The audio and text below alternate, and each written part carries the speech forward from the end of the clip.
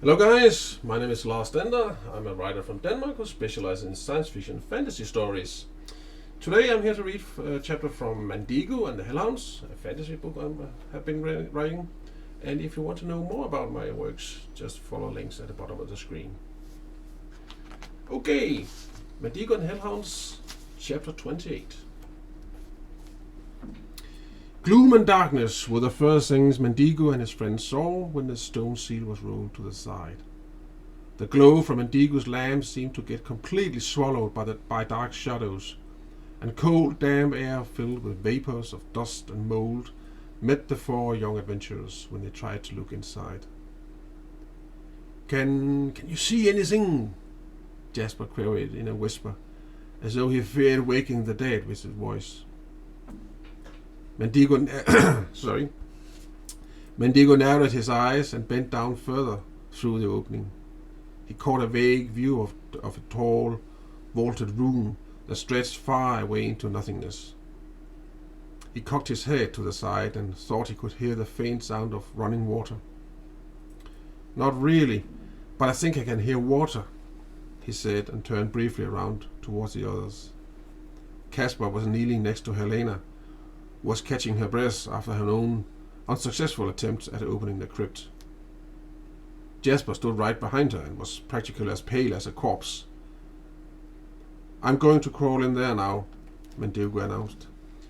But, you can't just leave us here without any lights or anything, Jasper objected frantically. You can just follow me, Mandigo replied as he prepared to climb in through the opening to Bloodstone's forbidden crypt.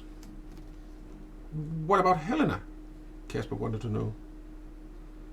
Mandigo lifted his lantern so that its glow fell on Helena. She stared fixedly at him with big eyes that expressed something Mandigo couldn't quite decipher. I'm coming now, Helena said, and rose to her feet. Mandigo nodded with satisfaction and then crawled as the first into the crypt. It turned out that some torches hung just within the opening.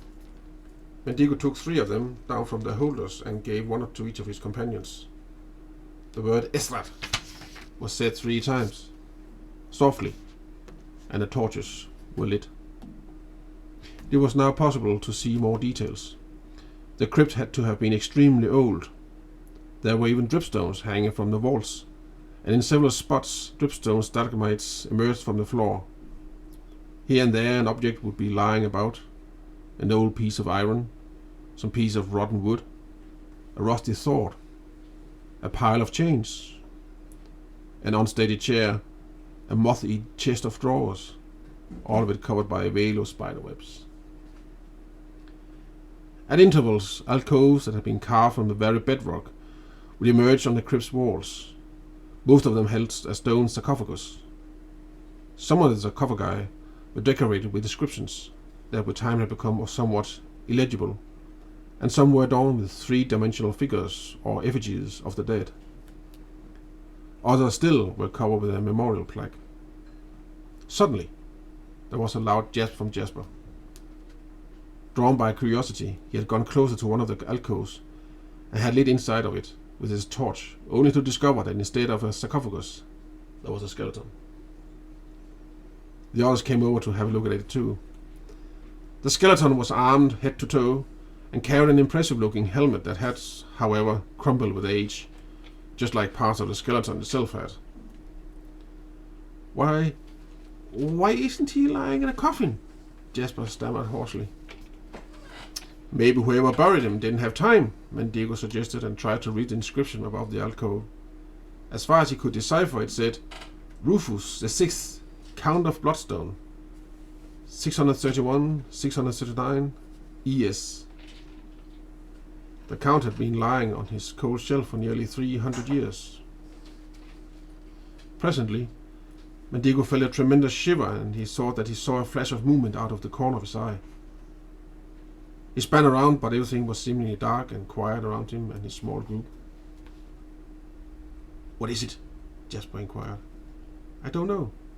I thought I saw something, Mandigo mumbled. All at once, the movement came again, and this time both Helena and Caspar saw it as well. A shifting movement of the shadows, something indefinable that flickered past him like a moth in the night, except it was clear that this was no moth. "What was that?" Casper exclaimed, his voice rising in pitch. "I don't know," Mandigo answered, slightly perplexed. "Maybe it's just—" "Listen!" Helena cried. Mandigo listened, and soon he heard them.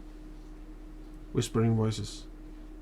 At first just a few in the far distance, but they soon came closer. However, the words were hazy and unclear, and a strange mix of half and whole, incoherent sentences that raced back and forth in the air like invisible arrows ricocheting between the walls of the crypt. Sometimes you could even hear hissing screams that made the blood curdle of whoever heard them. What's going on?" Jasper moaned. He and the others pressed against each other in a tight ball, back to back. The temperature fell drastically, and their breaths looked like white clouds floating about their heads. The bodiless voices continued to echo below the dark walls, and Mandigo's lantern and the torch of the other three smoked and sputtered as though they had been hit by spouting drops of water. But it wasn't water that was in the air. It was something much less tangible. Neither Mandigo's gift nor his friend's magic seemed to have any effect on the voices that continued to whine in ever tightening circle and hit one's eardrums like verbal whiplashes that caused not only pain but dizziness in the four magic students. Mandigo covered his ears in a desperate attempt to keep the sounds out, but to no avail. The voices continued to bombard him, and he was about to sink to his knees like the others when the sounds suddenly stopped. It happened so abruptly that it took Mandigo several seconds before he truly realized it. Confused, he strained and sensed how his friends slowly did the same. He felt woozy and terribly thirsty after that strange experience. He lifted his lantern and looked around in the crypts, but there was nothing unusual to see, and everything had become quiet again. "What in heaven's name was that?" Casper queried, gasping for breath. "The voices of the dead," a voice whispered from the darkness. The four young wizard apprentices started and stared with uncertainty in the direction of the voice. A smoke-like figure emerged in an alcove from the opposite wall and floated closer. "You!" exclaimed Mandigo when he recognized the ghost. The White Lady. He had not seen her since his first night at Bloodstone, when she had come to him and warned him about the evilness of the place. Her empty eye sockets were directed at him, and his soul froze inside him. "You set them free when you broke the seal," the ghost with a strange elf-like face explained. "For years they have been held prisoners by your uncle's magic. I myself have been hindered in moving around as I wanted to. But you have managed to set me and the rest of us free. You, my son." The last words of the spirit hit Mandigo like a blow to his stomach. His knees became as slim as wet hay, and he was completely dumbfounded. "What did you just say?" he asked. But the White Lady had now directed her attention towards Helena. "My son, and my daughter," she said. Mandigo felt yet another psychological blow hammer into his midriff, and he heard a stifled gisp from Helena's throat. Helena, his sister. Impossible! That would make Grimwald and him brothers. This time, Mandigo couldn't stay on his feet. As the White Lady slid across the floor towards Casper and Jasper, who tried to flatten himself as much as possible against the wall behind them, Mandigo sank down on his knees like a balloon that had lost all his air. The room was spinning before him, and he basically felt like throwing up. "Impossible! It can't be true! Stay away from us," hissed Helena, who clearly was also having a hard time grasping the news. But deep in his subconscious mind, Mandigo knew all too well that the White Lady was telling the truth. He had actually already known it since the first time he met Grimwald and Helena. He had just not wanted to accept the possibility, and getting it confirmed didn't make it less overwhelming. There was a crash from one of the side chambers. And there you go again, fucking it all up. Just when you thought you had figured it all out. Cheers, my friend. Oh yeah, cheers, my friend.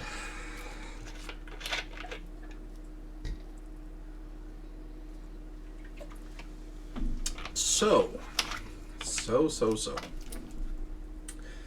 it makes sense that the White Lady have something to say. So that so much makes sense. So now we know she's dead. Mom is gone. Yeah.